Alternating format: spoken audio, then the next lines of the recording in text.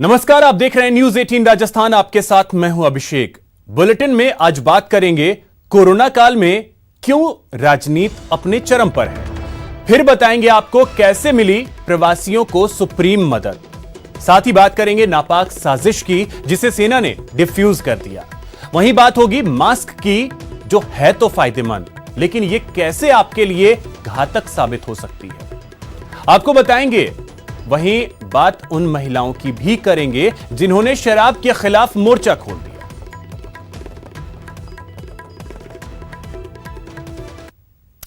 चलिए खबरों का सिलसिला शुरू करते हैं। लॉकडाउन की मार झेल रहे प्रवासी श्रमिकों और किसानों के मुद्दे पर कांग्रेस अध्यक्ष सोनिया गांधी समेत कई दिग्गज कांग्रेसी नेताओं ने सोशल मीडिया पर मोदी सरकार को घेरा। कांग्रेस का कहना है कि पिछले 2 महीने से गरीब, मजदूर और किसान परेशान हैं।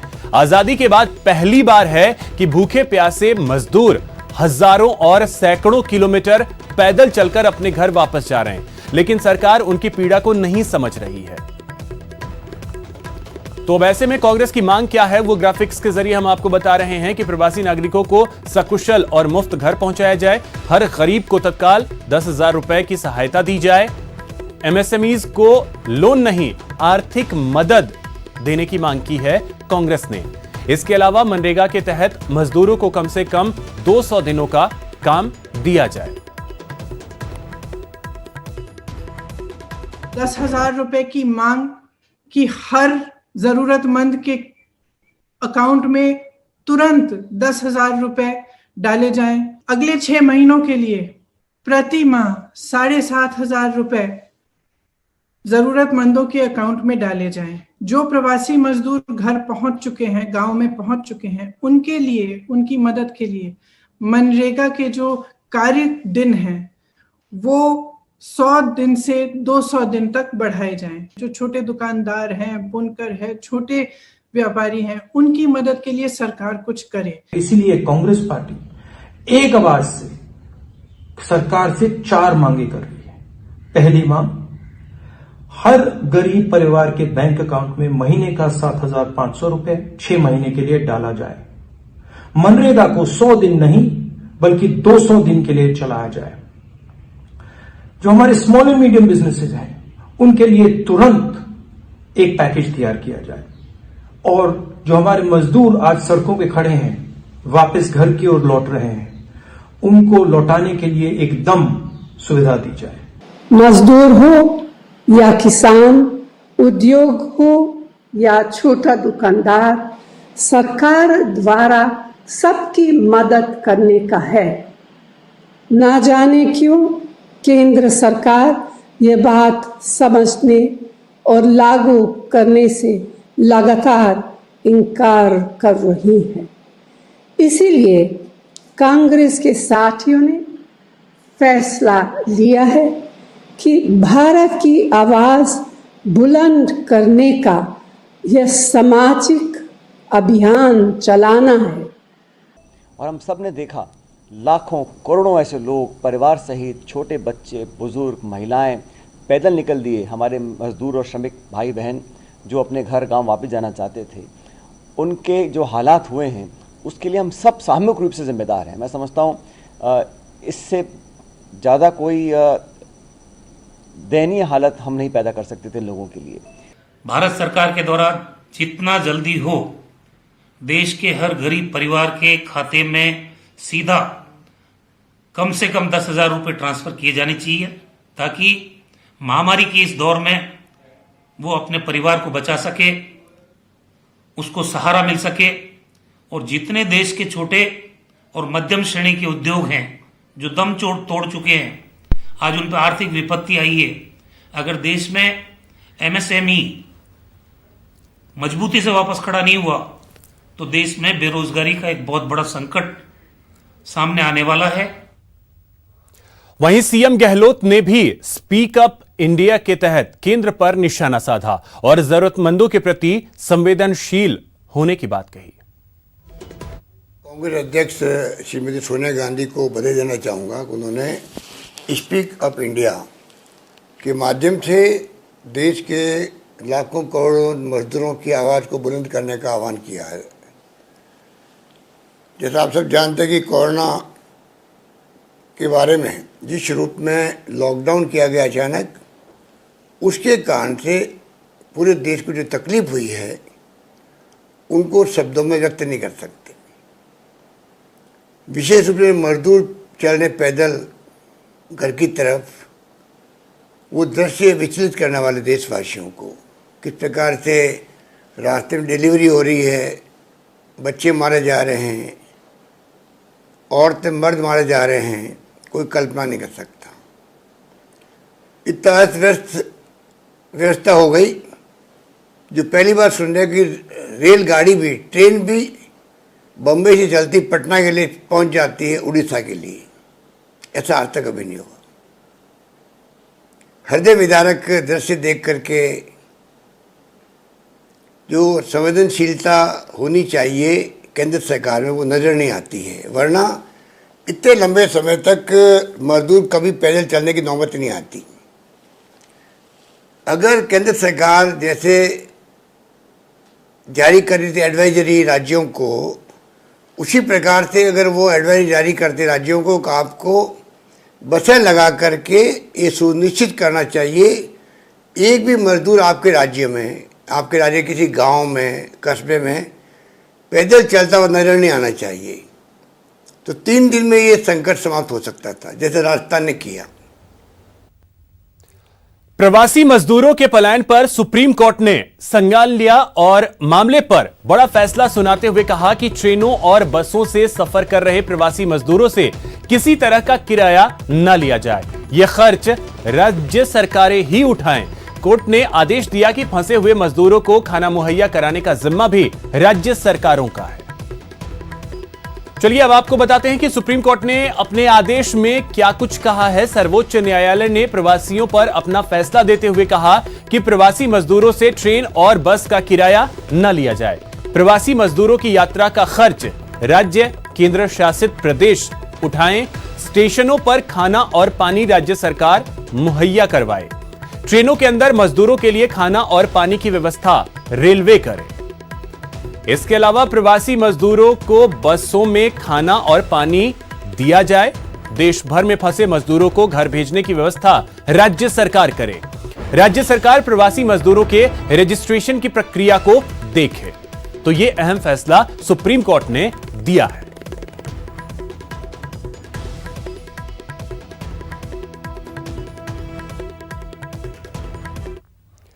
चलिए अब आपको दिखाते हैं शराब ठेकों के खिलाफ शहर शहर प्रदर्शन। स्क्रीन पर आप 3 तस्वीरें देख सकते हैं। पहली तस्वीर है भरतपुर की, जहां महिलाओं ने ठेका खोलने के खिलाफ जमकर नारेबाजी की। दूसरी तस्वीर अलवर की, जहां तपती गर्मी में शराब के ठेके के खिलाफ महिलाओं ने ऐलाने जंग कर दिया। और तीसरी तस्वीर बीकानेर की है, जहां प्रताप बस्ती के बीच खुले शराब के ठेके को हटवाने की मांग को लेकर आज स्थानीय लोगों ने जिला कलेक्ट्रेट पर प्रदर्शन किया और जिला कलेक्टर को ज्ञापन सौंपा।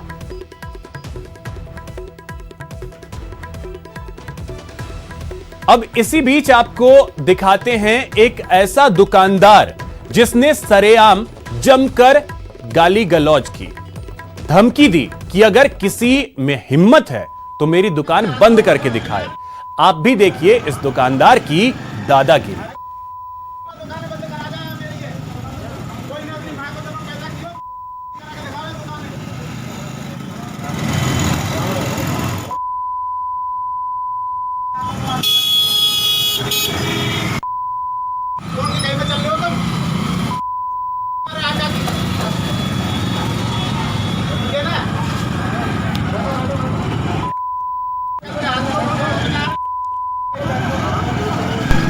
अब समझिए कि आखिर क्यों दादागिरी पर उतर आया यह दुकानदार। आपको बता दें कि इसके पीछे जो वजह है वो शराब ठेका को बंद कराने के लिए महिलाएं और स्थानीय लोगों ने विरोध प्रदर्शन शुरू कर दिया। विरोध का आलम ऐसा कि इस ठेके के लिए 4 बार जगह बदली जा चुकी है, लेकिन ठेके का विरोध बंद नहीं हुआ। तो जब आज ठेका खोला गया तो महिलाओं और इलाके के लोगों ने जमकर नारेबाजी शुरू की।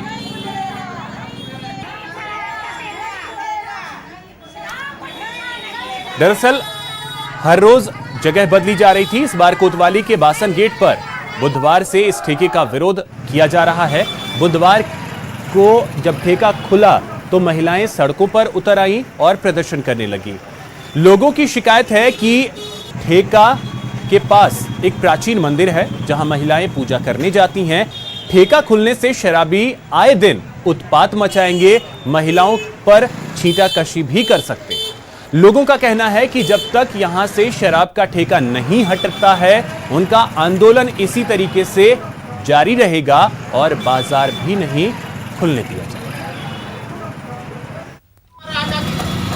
आपका ठेका खोला जाए, क्योंकि यहाँ पर हमारे बाले बच्चे भी होते हैं, महिलाएं भी यहाँ से ज़्यादातर सामान लेकर जाती है। इधर दूध का काम होता है, इधर कन्फेक्शनरी का काम है और सारा ग्रोसरी का सारा सामान यहाँ से खरीदा जाता है। परचेजिंग के लिए महिलाएं ही यहाँ पर आती हैं सुबह और शाम। जिस टाइमिंग में ये शराब के ठेके खोले जाते हैं 7 से 5 बजे तक, उस टाइमिंग में ही यहाँ पर महिलाएं ज़्यादातर सामान खरीदने आती हैं। अगर महिला इतना ब्रॉड यहाँ पर एरिया नहीं है कि रात के आधी रात में आके महिलाएं खरीदे, लेकिन उसी टाइम में अगर सरकार इस मुद्दे को अगर नहीं देखेगी, और मैं तो कहती हूँ गली मोहल्ला है, गली मोहल्ले कहीं भी नहीं खुलना चाहिए। ये बिल्कुल मंदिर के बराबर जैसी दीवार पर शराब का ठेका खोला जा रहा है, जो हम नहीं चाहते। मेन मार्केट में ये शराब का ठेका खोला जा रहा है, यहाँ के छोटे छोटे बच्चे उस शराब को पिएंगे और ये पूरा विरोध के प्रदर्शन में हम लोग खड़े हुए। क्योंकि हाई सोसाइटी के लोग रहते हैं, व्यापारी ज़्यादा हैं। यहाँ दूध का काम भी होता है, परचून का भी काम होता है। तो यहाँ लोग जो दूध और महिलाएं जो लेने आती हैं, और देसी शराब का ये ठेका खुलेगा इनके माध्यम में, तो लोगों को असुविधाएँ हो रही हैं और लोग इसीलिए त्रस्त हैं। ठेके से परेशानी जब खुल जाएगा उसके बाद जो परेशानी आएंगी। उधर अलवर में भी तपती गर्मी में शराब के ठेके के खिलाफ महिलाओं ने ऐलाने जंग कर दिया। यहां मालवीय नगर तिराहा के पास शराब ठेका खोले जाने पर इलाके की महिलाओं ने मोर्चा खोल दिया। महिला कांग्रेस की जिलाध्यक्ष कमलेश सैनी के नेतृत्व में शराब ठेके का विरोध किया गया और सड़क पर जाम लगा दिया गया। इस दौरान जब पुलिस ने महिलाओं को हटाने की कोशिश की तो खूब धक्का मुक्की भी हुई।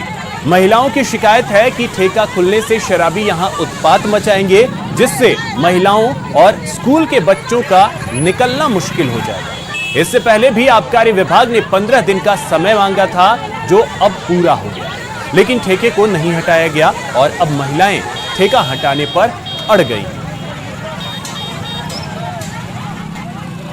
तो सबको पता है, क्या पता है, स्कूल है, कॉलेज है, सब कुछ यहीं है, इधर सब लोग रहते हैं, निकलना यहीं से होता है। कल को यहाँ दारू पी के पड़े रहेंगे, किसी को भी छेड़ सकते हैं, किसी के साथ हादसा भी हो सकता है। बस ये बंद होना चाहिए। मंदिर नहीं होना चाहिए, हॉस्पिटल नहीं होना चाहिए, कोई विद्यालय वगैरह और कोचिंग सेंटर, वो सब चीज़ बाकायदा है और इन्होंने इनके कागज़ में ये कह रखा है कि ये चीज़ कुछ नहीं है। तो ये सरासर इनके भ्रष्टाचार की पोल नज़र आती है कि इन्होंने जो ठेका दिया है वो भ्रष्टाचार के में लिप्त होकर इन्होंने ये ठेका दिया है। हमारी मांग है कि जल्द से जल्द इस ठेके को तुरंत यहाँ से दूसरी जगह, अन्य जगह पर स्थानांतरित किया जाए, वरना ये महिलाएं आज रोड से हटने वाली नहीं है। वहीं बात बीकानेर की करें तो वहां प्रताप बस्ती के बीच खुले शराब के ठेका को हटवाने की मांग को लेकर बस्ती निवासियों ने जिला कलेक्ट्रेट पर प्रदर्शन किया और जिला कलेक्टर को ज्ञापन सौंपा।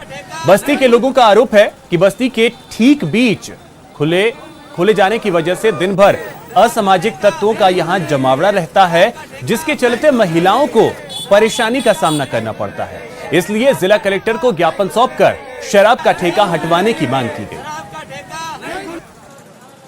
हमारी ये मांग है कि हमारे मोहल्ले के बीच में वार्ड नंबर 71 में शराब का ठेका है, उसको हम बंद कराना चाहते हैं। सरकार से हमारी ये मांग है। वाले को सबको परेशानी है और शाम को लेट तक दारू बिकती है वहाँ पे, और 8-10 जन खड़े होकर के और वहाँ उल पे झगड़ा करते हैं। यहां रुकेंगे एक छोटे से ब्रेक के लिए। ब्रेक के बाद आपको बताएंगे कैसे सेना ने की नापाक साजिश डिफ्यूज।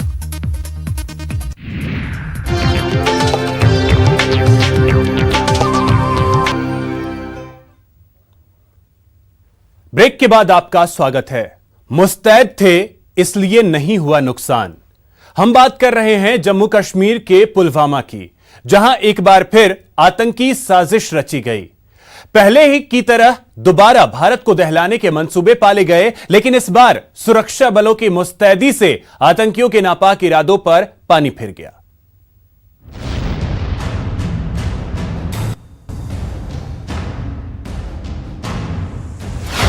साजिश रची लेकिन डिफ्यूज किया अरमान, मुस्तैद थे इसलिए नहीं हुआ नुकसान, भारत को दहलाने की साजिश नाकाम, पुलवामा अब और नहीं।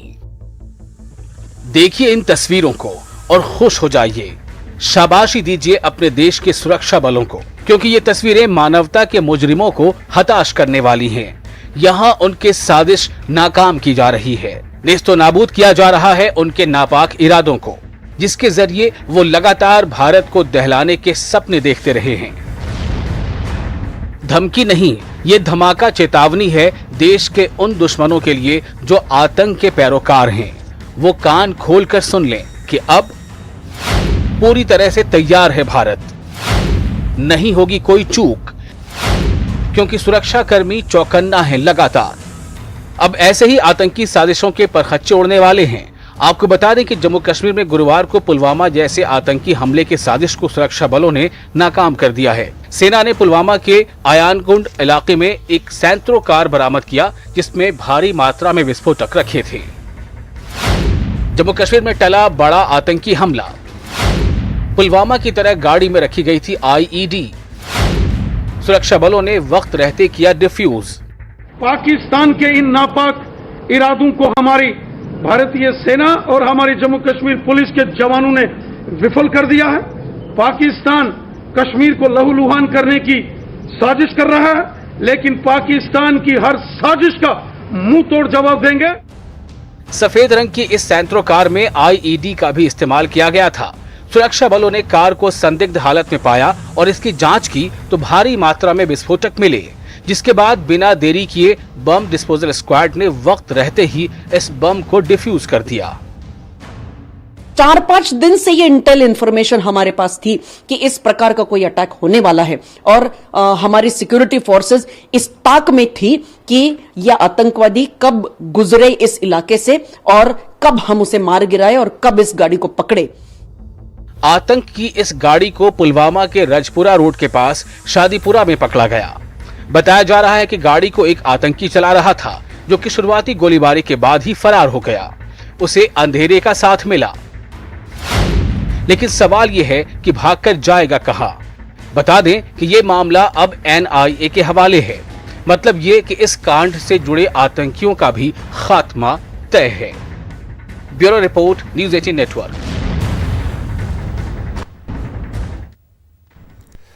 आतंकी एक बार फिर सेना को निशाना बनाना चाहते थे।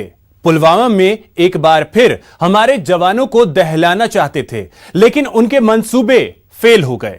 चलिए अब हम आपको बताते हैं कि सुरक्षा कर्मियों ने कैसे आतंकियों के अरमानों के परखच्चे उड़ा दिए।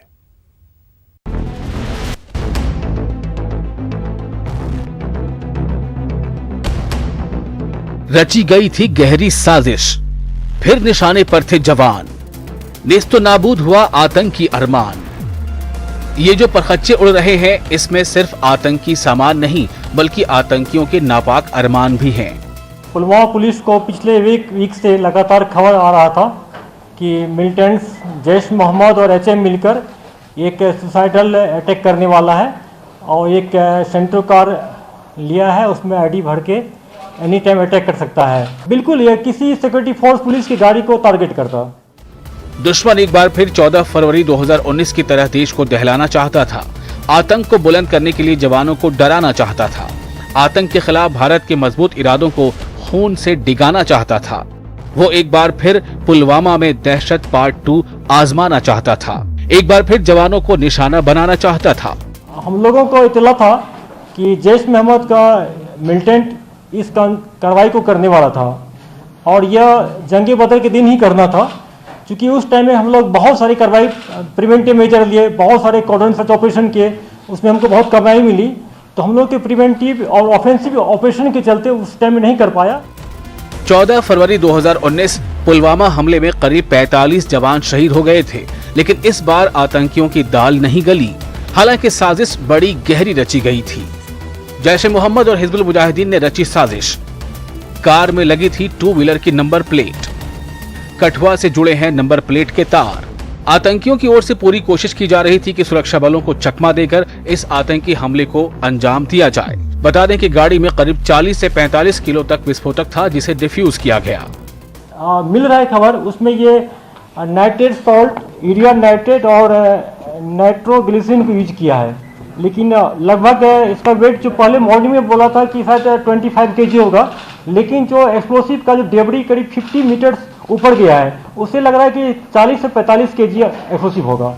कयास लगाए जा रहे हैं कि घाटी में एक्टिव आतंकवादी सरगना एक साथ मिलकर आतंकी रियाज नाइकू का बदला लेना चाहते थे। अब यहाँ पे कश्मीर में रियाज नाइकू को मार देने के बाद यहाँ पर जो तीनों आतंकवादी तंजीम्स हैं, जैश ए मोहम्मद, लश्कर ए तैयबा और हिजबुल मुजाहिदीन, ये तीनों मिलकर काम कर रहे हैं। खैर, आतंकी कुछ करते उससे पहले ही सुरक्षा कर्मियों ने उनके नापाक इरादों को भांप लिया और वक्त रहते उसके पर खच्चे उड़ा दिए। चलिए अब हम आपको उन चश्मदीदों की बात सुनवाते हैं जिनके घर के सामने बमों को डिफ्यूज किया गया। हम अंदर थे, हमको कुछ पता नहीं कौन यहाँ रास्ता है, यहाँ गाड़ियाँ आती जाती हैं, हमको कुछ पता नहीं किसने गाड़ी रखा यहाँ, किसने। हम खाना खाते हैं, फिर हमारा दरवाज़ा बंद, हम शाम से ही बंद रखते हैं। हम पहले ही पुलिस ने हमें सबको निकाला, तो बोला कि अंदर कोई मत बैठो और जो खिड़कियां हैं उनको खोल के रखो, दरवाजे खोल के रखो, तो उन्होंने ऐसा पहले ही बोला। हाँ, तो उसके बाद ये पता नहीं चला गाड़ी कहाँ की? नहीं, ये पता नहीं, हमें पता नहीं है क्योंकि रास्ता है, रास्ते में तो कोई भी गाड़ी आ सकती है, किसी को रोक नहीं सकते हैं। आतंकी इसी घर के सामने विस्फोटक लदी कार खड़ी करके फरार हो गया। फिलहाल ये जांच का मामला है और इस सफलता के बाद सुरक्षाकर्मी इस कांड के भगोड़े आतंकियों और उनकी सरगना को दबोचने की तैयारी में हैं। Bureau report, news 18 network. अलग अलग प्रदेशों में बसे राजस्थान के प्रवासी मजदूरों को सुरक्षित घर तक पहुंचाने के लिए प्रदेश सरकार ने बड़ा अभियान शुरू किया है। सरकार की ओर से शुरू किए गए श्रमिक स्पेशल बस सेवा का दिल्ली में पहला फेज पूरा कर लिया गया है।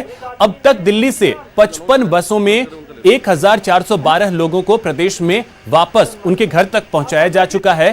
पहले फेज के अंतिम दिन आज राजस्थान के अलग अलग जिलों के 249 प्रवासी 9 बसों से आए।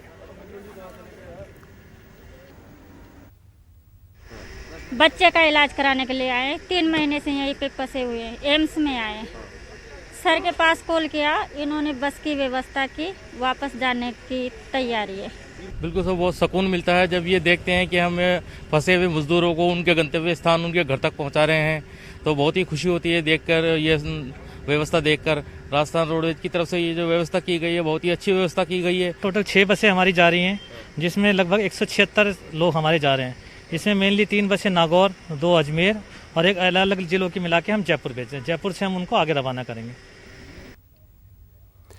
मरुधरा में आसमान से आग बरस रही है। ऊपर से पीने के पानी की किल्लत से लोगों की मुसीबतें दोगुनी हो गई हैं। कई जिलों में तो लोगों को बूंद बूंद पानी के लिए तरसना पड़ रहा है। नौतपा का प्रचंड ताप, शहर शहर बूंद बूंद की तड़प, 4-4 दिन बिन पानी कैसे कटेंगे? बूंद बूंद के लिए कब तक तरसेंगे? फिर फेल हुआ जलदाय विभाग, निजी एजेंसियां भी